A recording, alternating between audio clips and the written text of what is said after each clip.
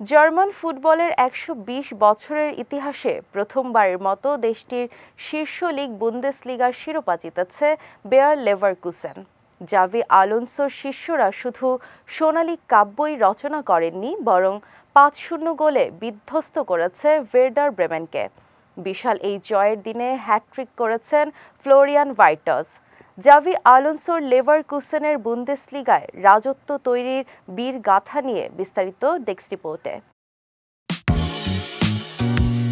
এ যেন কোনো রূপকথার গল্প। যে দলের কাছে কেউ কখনো শিরোপা আশা করেনি, তুচ্ছ তাচ্ছিল্য করে নাম দিয়েছিল নেভারকুসেন, সেই দলের হাতেই অবশেষে শোভা পাচ্ছে দীর্ঘদিনের ত্যাগ তিতিক্ষার শিরোপা। চলতি মৌসুমের সবকটি লড়াইয়ে অপরাজিত থেকেই বসেছে সিংহাসনে। প্রথমবারের মতো পড়েছে জার্মান বুন্দেসলিগার শ্রেষ্ঠত্বের মুকুট, যার জেরে অবসান হয়েছে বায়ার্ন মিউনিখের দীর্ঘ ১১ বছরের রাজত্বের। রোববার নিজেদের ঘরের মাঠে বে আরেনাতে ভার্ডার ব্রেমেনকে ৫-০ গোলে বিধ্বস্ত করে নতুন রাজা হিসেবে অভিষেক হলো জাভি আলোনসোর লেভারকুসেনের। এতে ৫ ম্যাচ বাকি থাকতেই বুন্দেসলিগার শিরোপা নিশ্চিত করেছে তারা। কারণ বাকি সবগুলো ম্যাচ জিতলেও তার সবচেয়ে কাছের প্রতিযোগী বায়ার্নের দ্বারা লেভারকুসেনের সমান পয়েন্ট পাওয়া সম্ভব নয়।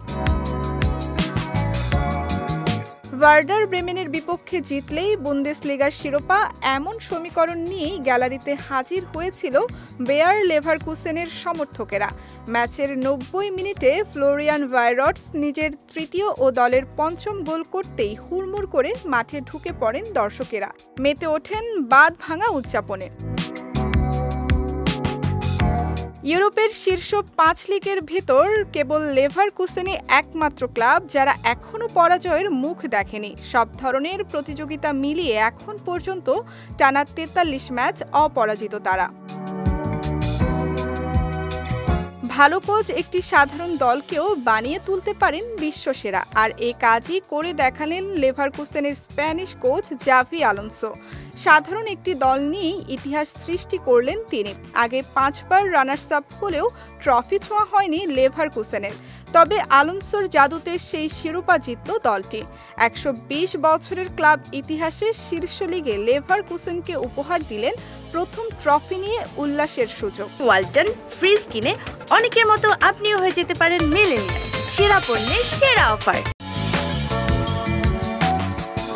বিজয় টিভি নিউজ ডেস্ক।